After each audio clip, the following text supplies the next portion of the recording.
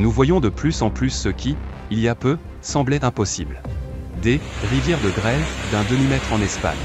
Tragédie avec des touristes dans le ciel de Turquie. Comportement étrange d'un typhon en Asie.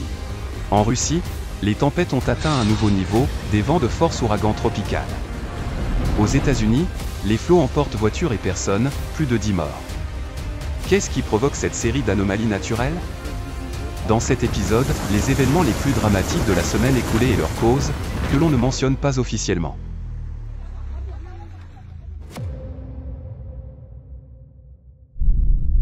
Espagne.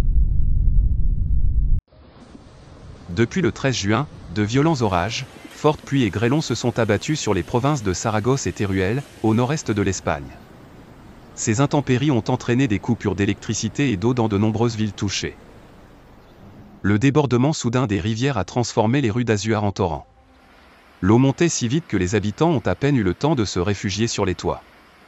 Certaines familles, notamment avec enfants ou personnes âgées, se sont retrouvées piégées chez elles et ont dû être évacuées par les secours. Dans un centre médical, un médecin est resté bloqué, seul, dans l'obscurité, l'eau jusqu'à la poitrine, pendant 3 heures.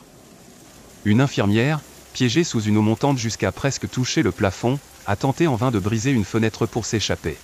Heureusement, les pompiers sont intervenus à temps. Plusieurs jours après l'épisode, certaines rues d'Azuar restaient impraticables.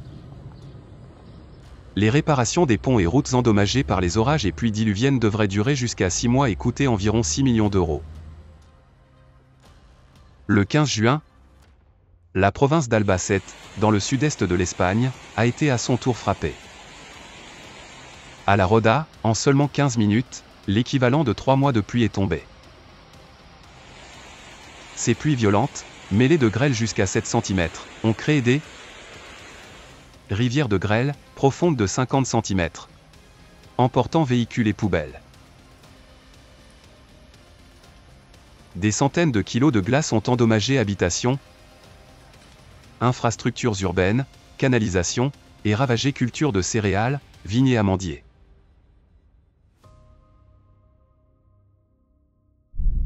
Turquie. Le 15 juin au matin, dans la province d'Aksaray, 2 montgolfières touristiques parties de la vallée d'Ilara ont subi une perte de contrôle et sont tombées successivement. Les témoins racontent qu'elles ont d'abord oscillé dans les airs, puis perdu brutalement de l'altitude avant de s'écraser. Le premier accident, près de Gözükür, a fait un pilote tué sur le coup et 19 blessés parmi les passagers, dont 2 grièvement.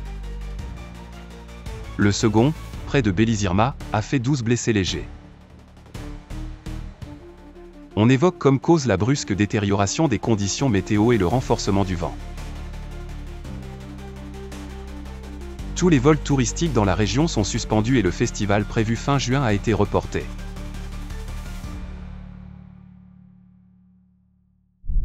États-Unis. Dans la nuit du 12 juin, de fortes pluies ont causé l'une des inondations les plus dévastatrices en décennie dans le centre du Texas.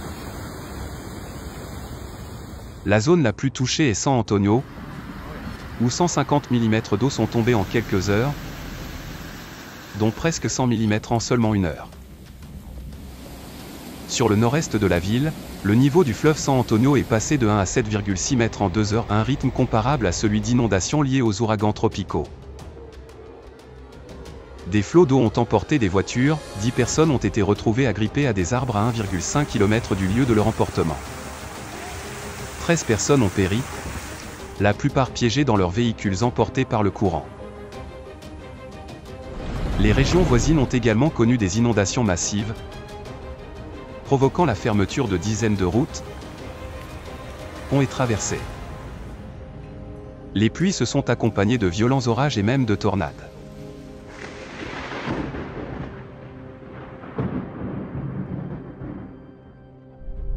Russie. Le 11 juin, une violente tempête s'est abattue sur le district de Berezovski, région de Tyumen, avec pluie, grêle et vent atteignant 25 mètres par seconde. Le village de Berezovo a été particulièrement touché. En 10 minutes, les habitations, bâtiments publics, arbres et aires de jeu ont été endommagés. Un enfant a été blessé par une tôle métallique arrachée du toit. Des habitants affirment n'avoir jamais vu une telle tempête de toute leur vie.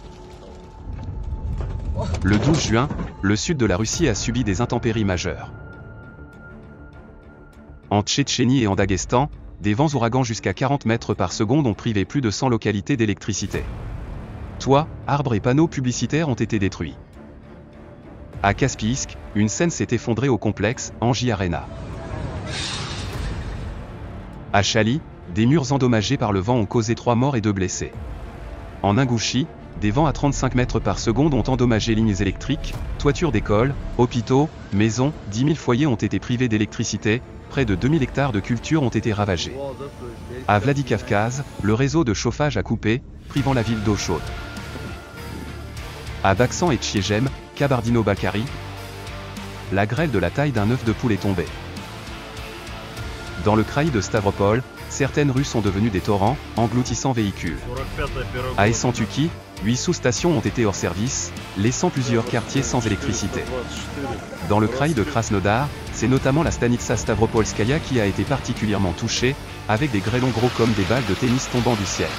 Selon des témoins, les blocs de glace brisaient les branches des arbres et ravageaient les potagers. Quelques jours plus tard, un temps violent a frappé la côte de la mer Noire. À Anapa, de gros grêlons atteignant 3 cm de diamètre sont tombés, endommageant vergers et jardins. À Novorossiysk, des pluies torrentielles ont submergé les routes. Sochi a été la ville la plus sinistrée, certaines zones ont reçu plus de la normale mensuelle de précipitations à 106,6 mm. En pleine saison touristique, les plages ont été fermées. Dans certaines rues, l'eau est montée à près de 2 mètres, emportant des voitures, inondant maisons et magasins. Au niveau de la descente du col de Mamay, un glissement de terrain a bloqué la route avec d'énormes rochers et des arbres. Dans le village de Dagomi, suite aux pluies torrentielles, la rivière Ira est sortie de son lit, inondant une portion de route fédérale, provoquant des embouteillages de plusieurs kilomètres.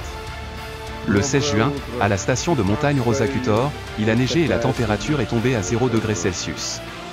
Le même jour, dans le kraï de Khabarovsk, une forte grêle est tombée. Dans le village de Galichnoï, les grêlons, plus gros qu'un œuf de poule, ont endommagé habitations, serres, véhicules et récoltes. Le sol était couvert d'une couche de glace d'environ 15 cm, et les habitants ont dû déblayer les rues à la pelle. Des témoins affirment qu'un phénomène de cette ampleur ne s'était pas produit depuis plus de 50 ans. Alors que plusieurs régions subissaient des pluies exceptionnelles, 10 districts de l'oblast de Rostov ont été placés en état d'urgence en raison d'une sécheresse persistante. Plus de 500 000 hectares de cultures ont été affectés, dont plus de 60 000 hectares de terres agricoles complètement perdues. République démocratique du Congo. Dans la nuit du 14 juin, Kinshasa, la capitale de la République démocratique du Congo, a été frappée par une pluie torrentielle d'une rare intensité, surprenant totalement les habitants, car la saison des pluies était officiellement terminée et la saison sèche avait déjà commencé. En seulement 6 heures, il est tombé 90 mm de précipitations à un volume qui dépasse les moyennes journalières même pour les jours les plus pluvieux de l'année. Les pluies torrentielles ont provoqué des inondations et des glissements de terrain, causant d'importants dégâts matériels et infrastructurels dans toutes les communes de la capitale.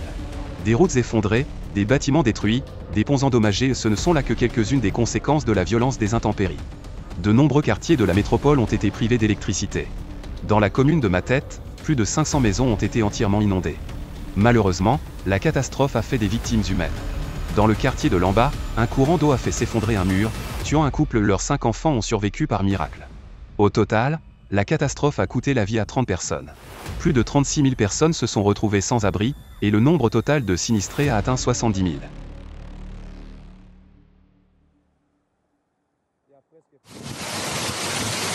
Typhon Ulti. Le typhon Ultip a été le premier de la saison, et il s'est immédiatement distingué par de nombreuses caractéristiques inhabituelles. Il s'est formé en mer de Chine méridionale, alors que les typhons naissent habituellement près des côtes philippines. En Chine, Ultip a causé des dégâts dévastateurs dans les régions du sud du pays. Dans la nuit du 13 juin, il a frappé l'île de Henan avec la force d'une tempête tropicale. Dans le district de Sanya, il est tombé près de 665 mm de pluie. Le 14 juin dans la journée, Ultip a touché terre une seconde fois, cette fois dans la province du Guangdong, déclenchant des pluies torrentielles. Le niveau de l'eau est monté au-dessus du seuil critique sur 83 rivières à travers le pays.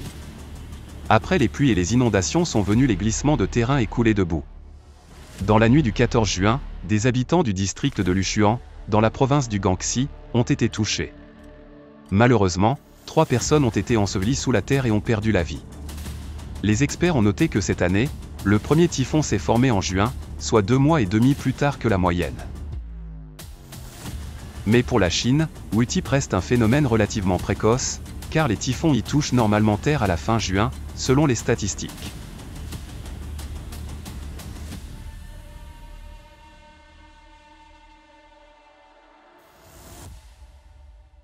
Au Vietnam, bien que le typhon n'ait pas atteint directement les côtes du pays, sa périphérie occidentale a provoqué de fortes pluies dans les provinces centrales du 11 au 13 juin.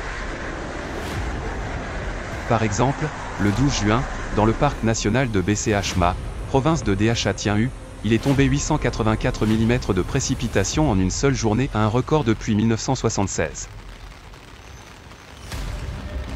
Certaines stations météorologiques ont enregistré plus de 300 mm de pluie en seulement 6 heures.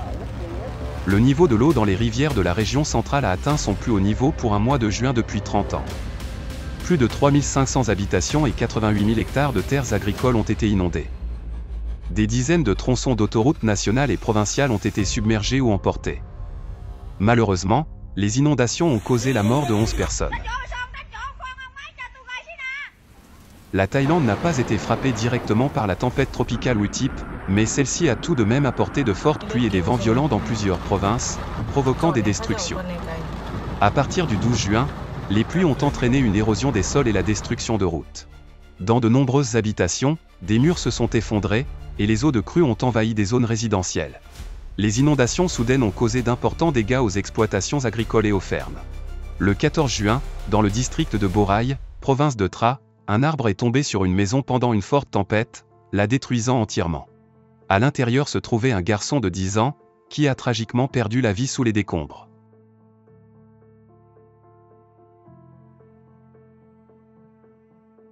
Le Laos et le Cambodge ont également été affectés par la tempête tropicale Wu-tip. 3 jours de pluie torrentielle ont provoqué d'importantes inondations, submergeant des maisons, des champs, et rendant de nombreuses routes impraticables en raison de l'érosion et des affaissements.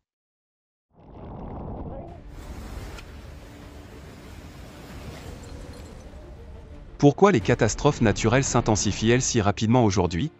La première et principale cause est un cycle astronomique dans lequel le système solaire entre tous les 12 000 ans. Pendant cette période, tous ces corps, y compris la Terre et même le Soleil, reçoivent une énergie supplémentaire provenant d'influences cosmiques externes. Cette énergie excédentaire chauffe encore davantage le noyau de notre planète, ce qui renforce le mouvement du magma en son sein. La montée active de ce magma intensifie les processus tectoniques et volcaniques, les océans se réchauffent, et l'atmosphère devient plus humide et instable. Tout cela déclenche une réaction en chaîne, d'où les tremblements de terre, les anomalies météorologiques et les brusques changements climatiques que nous observons de plus en plus souvent. Beaucoup de ces phénomènes sont nouveaux pour l'humanité, et la science moderne ne parvient pas toujours à répondre à leur ampleur et à leur rapide croissance. Nous faisons face à des processus inconnus auparavant, ce qui nécessite de nouvelles approches. Seule la coopération mondiale en termes de connaissances et d'efforts pourra permettre de trouver des solutions réelles. La science doit se réadapter rapidement et répondre adéquatement aux nouveaux défis. Les premiers pas dans cette direction ont déjà été faits, des méthodes et des solutions techniques, déjà testées en Sibérie et proposées par la communauté scientifique, ALLATRA, ont prouvé leur efficacité et sont capables, dans les prochaines années, d'atténuer et de stabiliser l'aggravation des catastrophes climatiques sur la planète. Mais tout dépendra des hommes, et de leur volonté à généraliser ces technologies pour le bien de toute l'humanité.